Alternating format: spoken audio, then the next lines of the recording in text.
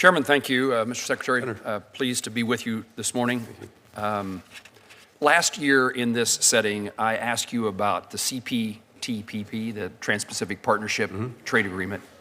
Your response to me touted the Indo-Pacific Economic Forum. I would highlight for you that just in the last 6 months, the Australian Foreign Minister, Singapore's Defense Minister, Japan's Foreign Minister have noted, I think with objection, our absence from that agreement.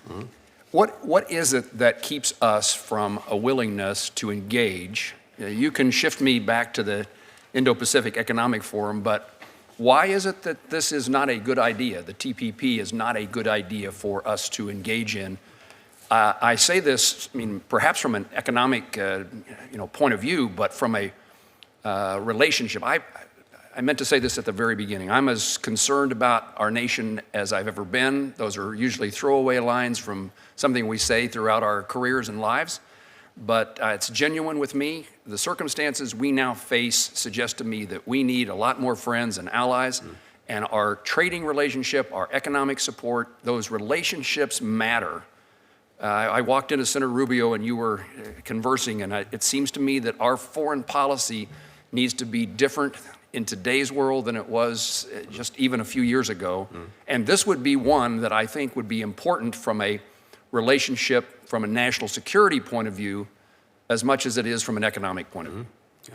So, Senator, a couple of things on that. First, our focus in the immediate is on building up and building out the Indo-Pacific Economic Framework, known as IPEF. That does include, among other things, some trade facilitation measures. It has a focus, for example, on digital trade, which is so critical to the 21st century economies. It's something that the partners in that endeavor are very focused on. Why does that exclude TPP? It doesn't exclude it. I'm just saying in the first instance, this is where our focus is. Supply chain diversification and resiliency. That is a big part of IPEF. Building out clean economy infrastructures, that's a big focus. And then as well, making sure that we're combating together corruption that so undermines the systems that we're trying to bring together. I was there when TPP was negotiated during the Obama administration. I was engaged in that, and I think that in that moment, it was a very good endeavor, and one that I think both economically and strategically had real benefits. I think as it now stands, the world has moved on, and I think we have to focus in the first instance on what we can do and what we can build out and generate support for. Let's see where we get. Generate support for here within the United States? Within the United States, as well as, of course, among our allies and partners. I would note, of course, that even as we're working on the Indo-Pacific Economic Framework, we have been building and strengthening new partnerships in the Indo-Pacific, to include the Quad. I just came from a meeting with Japan, with Australia, and with India. That's a very effective vehicle, including on increasingly on economic matters. We, of course, more strategically have AUKUS. President, as you know, just came from a meeting with the UK and Australia on that, and we have deepened and strengthened our engagement with ASEAN, including economically. So all of those pieces fit together. Mr. Secretary, I just would say from my point of view, when you say we've moved on, we should not have moved on, and we should re-engage. These things are not mutually exclusive, and what you described as occurring are, in my view, good things, but it still leaves out an important component. I join a number of my colleagues here. I'm a co-chair of the Senate Hunger Caucus. Yeah. Afghanistan, massive, massive humanitarian crisis, 20 million people facing food insecurity.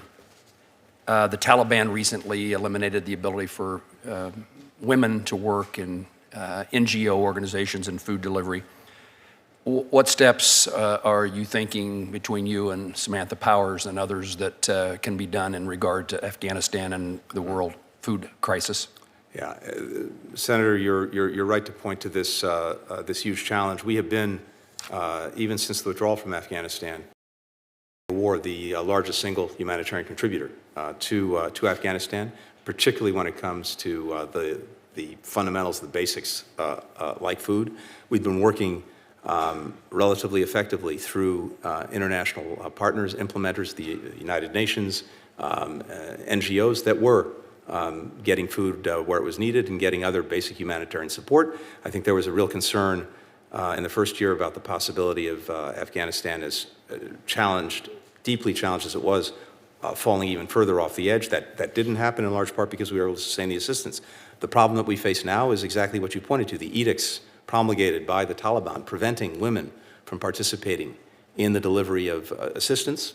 That violates a fundamental principle that we do not want to in any way ratify. But what's happening as a practical matter is that in many parts of Afghanistan, that edict is not being implemented, which means that where it's not being implemented, we're able to continue to have these groups support them providing assistance because women are still allowed to participate in its distribution. So that's what's going on right now. But look, I agree with you. The Taliban is taking steps that are digging an even deeper hole for the people of Afghanistan. This evening, a number of us will say goodbye to Ambassador Beasley, say hello and welcome to Ambassador McCain. Yeah. I'd use this opportunity to express my gratitude for the leadership of Ambassador Beasley. And, he's been remarkable. He has been remarkable, and to wish every best wish for Ambassador McCain. 38 seconds, Mr. Secretary. Last month, I sent a letter along with a number of my colleagues to Assistant Secretary Bitter, Consular Affairs. Mm-hmm. What needs to be done to improve the processing of the visas? That's the nature of our inquiry. It can take over 400 days for a student to get an interview for an appointment.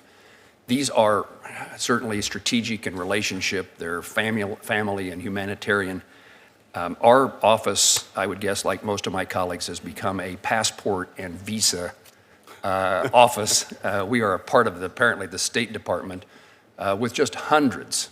I see a report every week of what we call casework.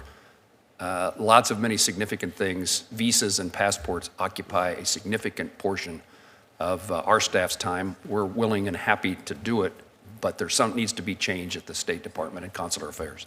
Yeah, I very much appreciate that, and this is something that, Senator, we are, and I am absolutely seized with. As you know, we've had to build back from COVID. The system for doing the visas as well, by the way, here doing passports is very labor intensive. A lot of that labor, both in terms of contractors and State Department personnel, went away during COVID. We've had to build back, and that has not been without challenge. And we're very focused on dealing with the wait times that people are experiencing in countries around the world. It affects primarily right now first-time visitor applicants. Processing times for categories that have a particular impact on the U.S. economy, students, temporary workers, maritime crew renewals, they are actually where they were before the pandemic, or actually better. For visitor visas, the median global interview appointment wait time is now under 2 months. That's the median. I don't want to say that there are not places of importance where it's longer, but the median time is under 2 months. That's half of what it was a year ago in 2022. Most places, the wait times are actually much lower than that as a practical matter. We have 58 million foreign nationals who actually hold a valid multi-entry visitor visa, so they don't, of course, need to keep reapplying, and they can visit whenever. And in fact, most international visitors to the United States come to the United States without a visa because they're either Canadian or they're part of the visa waiver program. Again, that doesn't answer the problem for those who require visas. What we're seeing, I think, first 5 months of this fiscal year FY23, we've had a huge surge again in non-immigrant visas. We increased those by 18% over the same period in 19, before the pandemic.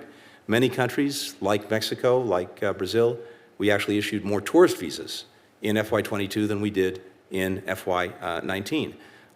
India, which I know has been a particular concern to a lot of people, the wait time for first-time visitor visa interviews dropped 60% since January of this year, just in the last few months. And we've issued 60% more non-immigrant visas this fiscal year to date than the same period, again, going back to 19. It's a long way of saying, if you look at it comprehensively, there is significant progress and improvement. But there are clearly places where we need to do more to surge some of our assets. And I think also what happens is, you know, anecdotally, these are real human problems. We all hear about them. We get seized with them. We want to work with you to continue to strengthen this and improve our In that regard, would you think that your personnel at Consular Affairs, they have been helpful and appreciative of the circumstances that we and Thank you. the people we care about are in? Thank you. Thank you.